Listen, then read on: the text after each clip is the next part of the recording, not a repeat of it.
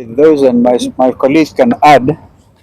Kwanza kabisa swala hili lina umuhimu mkubwa sana, na sisi hatutakaa kitako tu na kungojea uamuzi wa pande moja kutoa list ya wale ambao watakuwa wameteuliwa kama wenyekiti ama mwenyekiti na pia wanachama wa tume ya IEBC.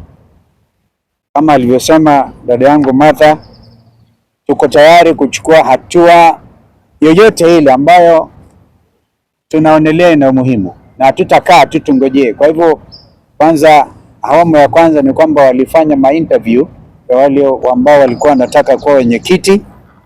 Sasa wanaendelea na kuwa interview wale ambao ni commissioner, members wa tume yenyewe. Tunaangalia kabisa kwa kindani, hatulali. Na mimi mnakumbuka kwamba siku chache tu zilizopita niliandika barua kamwandikia Mheshimiwa Raila na pia nikampa kopi Mheshimiwa William Ruto.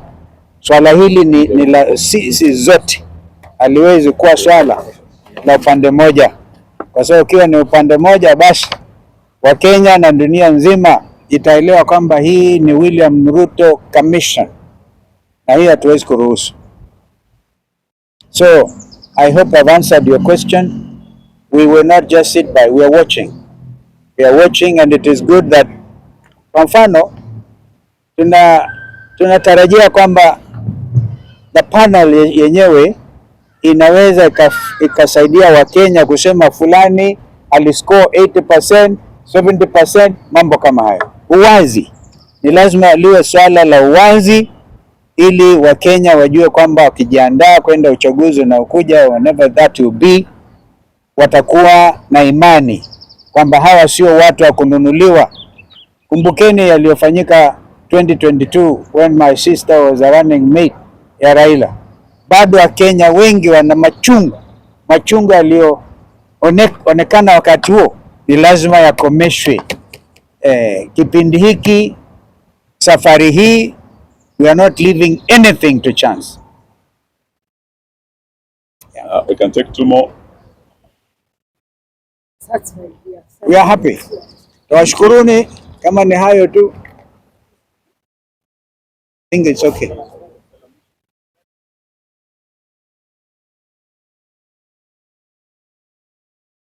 Meters, na wanasema kule watajenga high cost houses. Just imagine. So these are the things we are saying. The proper way ni pawe na proper public consultation with full involvement of National Assembly, even if there's a cabinet memo, but that this matter we now realize is aimed at displacing populations ambao wanajua watawapeleka nyumbani wakiitisha uchaguzi, waanze kutoka Kawangware kwa Bomolea mpaka Mukuru kwa Jenga na vitu kama hivyo. Kwa hiyo Wakenya wako macho, lakini sasa hivi watu wa Gikomba wamepata afuani, wakili Njiro wamepata a court order stopping those illegal evictions, and we hope that the city county will abide by that court order, at least for once. Thank you. Third, Nairobi River Corridor with its demographic implications. We express our strong reservations on the declaration by the Nairobi City County on March 6, 2025 that proclaimed the Nairobi River Corridor as a special planning area, SPA. This will affect private properties to which people have titles.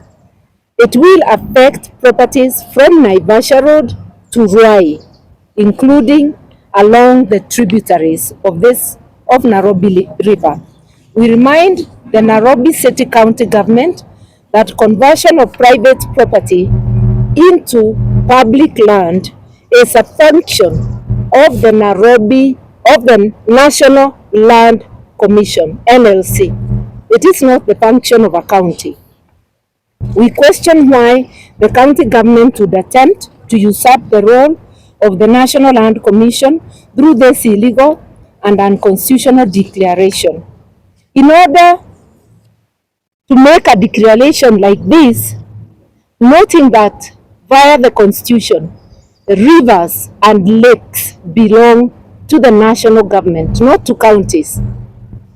Therefore, if there is an idea to create this corridor, it must originate from the national government with a cabinet memo, with the necessary policy documents, and most importantly, there must be public participation and parliamentary approval. We categorically said that this move will change the political and demographic arrangement of Nairobi and must not be taken lightly. The People's Loyal Coalition will defend the interests of the people of Nairobi legally and politically. We thank you. Well done. Pole. Someone visited with them yesterday and the reception was astounding, was amazing. Kenyans everywhere have come to realize what it means to have true freedom of speech. They were chanting without any of us even prompting them. The famous Ruto must go. So they were saying that everywhere. So, and that is a freedom of speech expression. So nobody should ever try to curtail that. So number one, kuwashukuru sana watu wa Bomet kwa vile walijitokeza kwa wingi tena kwa njia ya ajabu na vile wali express themselves kuonyesha kwamba Kenyans are having the same problems. High cost of living, watoto hawaendi shule, kuna problem ya SHA na SHI everywhere.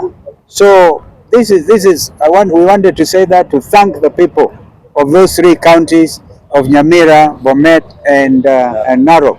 Na pia kuongeza hapa wakati sister amesema statement kwa niaba yetu sisi zote, this thing about Nairobi River to him for selection of 6 as IBC commissioners. Again, we must be involved. Umesikia kwa mfano hapa huyu mama yetu Joy Medivo kwa mfano, yeye uhakika hawezi akiingia huyo kama mwenyekiti kwa mfano, huyo ni Ruto kabisa. Hatuwezi. Jamani, one Chebukati was good enough at the time. We can't afford it. And the country cannot afford it. And the future generations are now saying, kipindi hiki, safari hii, ni Wakenya wajikomboe. Yes, sir. So can you say the IBC now hangs in him? Oh, no. That's a very quick conclusion. Yeah, mother told you, hatukai kitako. And yet we don't want to delay the process because we're also aware William Ruto may want this thing prolonged mpaka ikimaliza 2026 waseme songesha uchaguzi to 2032. It will not happen. Thank you. Asanteni sana. I think that is... Haraka ni swala nyeti, my sister can add, lakini tuajiandaa, nikwambia tuko tayari kung'ang'ana kwa vyovyote vile, politically, legally, hatuwezi kuachilia hii bana. Yeah, you can add. Nafikiri muulize kwa Kiswahili yule kwa Kimombo, that is basically the same issue ya kwamba kwa nini tumengoja hadi sasa. Ukisikia statement yetu tumesema pahala tumefikia sasa lazima kuwe na pande mbili ambazo sasa zitaamua ni kina nani ambao sasa watakuwa wale chairman ama commissioners. Ile report ya NADCO ilikuwa clear ya kwamba mazungumzo hayo mpaka yawe kati ya upinzani na serikali. Kwa sasa Mheshimiwa Raila na chama chake cha ODM wameingia kwenye serikali, na yeye na Bwana Ruto wako kwa serikali ya broad based. Sisi ambao tumesalia kwa upinzani tumesimama na wananchi na Gen Z na tumesema hatutaingia serikali ya Zakayo, hatuko kwenye broad based. Kwa hivyo haiwezekani pahala tumefikia Bwana Raila na Bwana Ruto wakutane kwenye ikulu wakiwa watu wa broad based wasemezane peke yao. Hiyo itakuwa kinyume na yale maafikiano yalikuwa kule Bomas ya NADCO. Na haya hayakuwa tu mazungumzo, yaliweka kwenye sheria, yalipelekwa bungeni. Kwa hivyo tuambia Bwana Ruto na Bwana Raila, kama wao walio serikalini sasa broad based watawacha upinzani nje, hatutakubaliana na uteuzi wa mwenyekiti ajaye, na tuna haki kwenda mahakamani sababu tuliweka ile ripoti kwenye sheria, na ndio sababu kwa statement yetu tumesema masuala haya sasa tutashughulikia kisiasa na vile vile kisheria. Mawakili wetu wako tayari, wakili wetu ndio wako hapa na wengine kuelekea mahakamani. Mheshimiwa Kalonzo kama aliyekuwa mwenyekiti wa NADCO ashamwandikia Mheshimiwa Raila barua kumkumbusha haya ndio maelewano tulikuwa nayo Bomas. Wewe umeingia serikalini na usituambie ati huko ndani ya serikali. Watu walikuwa wanasema Mheshimiwa Kalonzo ndio watermelon, yani nje yako green, ndani yako red. Bwana Raila hawezi sema yeye ako kwa upinzani na anasema ako kwa serikali. Sasa Raila ndiye amekuwa watermelon kabisa. Na tumwambia haiwezekani wewe serikalini na wewe kwenye upinzani. It's as simple as that. And if there will be a violation of the principle of consultation and concurrence, which was established in a legal process called NADCO, then we'll be ready to handle the matter both politically and legally. Thank you. I just wanted to add, there is a question he said, mbona tunangojea? Hapana, hatukai kitako. Iko kazi inaendelea na utakuja kuiona. Thank you. Asante. Yes.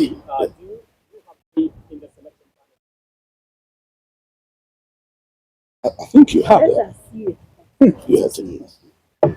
Well, for now, whether or not we have faith is actually overtaken by events. That's why we are watching. You see, the process that we went through, for example, to get included only one name of Ambassador Kokimoli, the kind of mud we were dragged through. And we said we cannot afford to wait. Let us see the product they come up with. And you know, the principle of consultation and concurrence will apply at the level when they have forwarded the 9 names to the president. Okay? Sorry, sorry, Njiru. I might actually give him the floor. That is when the principle of consultation and concurrence will apply, because 2 names will be taken to President William Ruto for selection as a chair of IBC. Now that is where then they must consult with us. And we can go as far as saying he is trying to recruit a William Ruto commission, electoral commission, instead of an independent electoral and boundaries commission. This nefarious exercise, we believe, is intended to manipulate or rig the next general election to perpetuate the continuation of the Kenya Kwanza regime that has clearly lost the trust and confidence of a majority of Kenyan people. So far, the shortlisting process has left out Kenyans with credible qualifications and experience based on our assessment over the 1,400 who applied for positions. And it happened the same way with those who applied for chairperson. Quite a number of those who made the list have questionable credentials, and some of them have partisan interests and are either members of the UDA party and the ODM party, or managing somebody within UDA. There are serious allegations of integrity and grave inherent conflict of interest. A number of the selected applicants are members of the executive structures of UDA and ODM and have in the last 3 years been beneficiaries of skilled public appointments by William Ruto and some by Mr. Odinga. We wish to point out the case of Joy Midivo. She has been the chairperson of the UDA Internal Dispute Resolution Committee. It is clear that Ms. MS Midivo is not eligible for consideration for appointment as IEBC Commissioner as stipulated in Article 88, 2A, Roman 2 of the Constitution. Given the clear position articulated in our supreme law of the land, why was MS Midivo shortlisted by the IEBC selection panel? This is a clear violation of our constitution. More so, this is a great betrayal to young Kenyans who sacrificed their lives on June 25, 2024 in order to have a credible and independent commission, among other things. The cry of the Gen Z was transparency and accountability. Given the clear, Mr. Ruto's personal advocate is also set for an interview as a possible commissioner. We ask, how can a person bound by the principle of client confidentiality be expected to discharge his constitutional duty free of actual or perceived conflict of interest? Would he be non-partisan if he is recommended for the position? It is seemingly becoming plausible that the review of the original list was designed to accommodate the interests of the top members of government. Worse, there are growing concerns about the National Intelligence Service, which has recently been accused of abductions, torture of civilian disappearances, and other human rights crimes and illegalities. We challenge the IEBC selection panel to categorically explain how Ms. Midivo and Katwa Kigen were shortlisted and the role, if any, of the NIS in the selection process.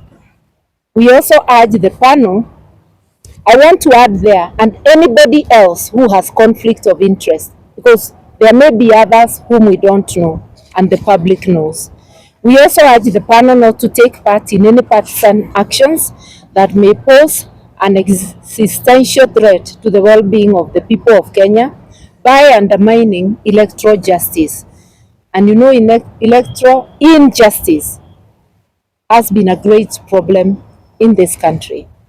The panel should only nominate persons who are beyond reproach and will carry out their functions in accordance with the Constitution of Kenya. We further demand that the principle of consultation and concurrence be implemented before the final appointment of the commissioners. Between Mr. Ruto and Mr. Odinga on one side and the opposition, which reflects the country's current reality. In other words, what we are saying is this: let there be consultations on one hand with Kenya Kwanza and its allies, and it's obvious ODM is an ally of Kenya Kwanza, and the opposition, which clearly, because the opposition touted in NADCO report for concurrence, was the opposition in parliament. In parliament, the second largest party after ODM, which has now gone to government, is Wiper Party, led by my brother Kalonzo Musyoka. There is also the DAPK Party and Jubilee, the wing led by Uhuru Kenyatta. The other wing having gone to KK. So when we talk of consultation and concurrence, we expect Ruto to consult His Excellency Kalonzo Musyoka, who will then gather the others and sit down for concurrence. Any appointment of the chairperson or commissioners without reverting to the opposition is totally unacceptable, and we will take whatever action is available to us. legal and political. On the violent early elections following the unholy union, Mr. Ruto launched an aggressive campaign in Nairobi, accompanied by UDA and ODM officials. The disruptive early campaign featured marauding gangs who went on robbing and mugging sprees against unsuspecting Kenyans going about their everyday life under police protection. We say so because police were in view when people were being mugged and did nothing. Mr. Ruto also illegally exploited public resources to mobilize the paid up masses. The phony display of support failed miserably, and the preposterous fake promises of creating and distributing millions of free chapatis to Kenyans did not quell the people's rage against this discredited and rogue leadership. It begs the question that many are asking across the country: how desperate and to what new laws will this rogue regime sink to? As the Ruto regime prepares to invade Mount Kenya, they are already there. We've been hearing them on the radio. A region with their misguided, Mount Kenya region with their misguided brand of politics, ya tutatenga, tutaleta, and I heard him repeating the same words. We demand that common decency, basic courtesy and civility and decorum, terms that appear unfamiliar to Ruto and his ilk, that they should replace their vile and violent brand of politics which they recently introduced in Nairobi. We are cautioning him. Do not take thugs to the people of Mount Kenya and to any people in this great country of ours. Go to the people if you believe they have given you mandate and your mandate is still current. Go to them without having to mobilize thugs, without having to bus people to go and clap for you in a place they don't belong to. Finally, we call on citizens of Mount Kenya region to remain peaceful and patient and not to be goaded by the bad, insightful and hateful behavior of this discredited regime. We also have an issue with the Nairobi County government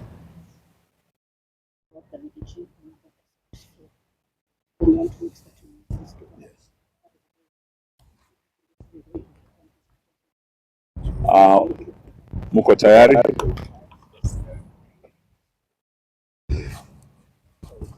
May I start by first of all apologizing for the delay. We had hoped to do this much earlier, by midday, but most of the principals were traveling from different parts of the country, and we are happy that we are finally here with the Honorable Stephen Kalonzo Musyoka, the leader of the Wiper Party, with the Honorable Martha Karua, the leader of the PLP Party. We have other principals who are joining us, but because of time, we will proceed. They might join us later. And we'll be requesting Honorable Martha Karua on behalf of our team to now deliver the statement. After that, we'll be available to take a few questions from your side. Thank you for your patience and understanding.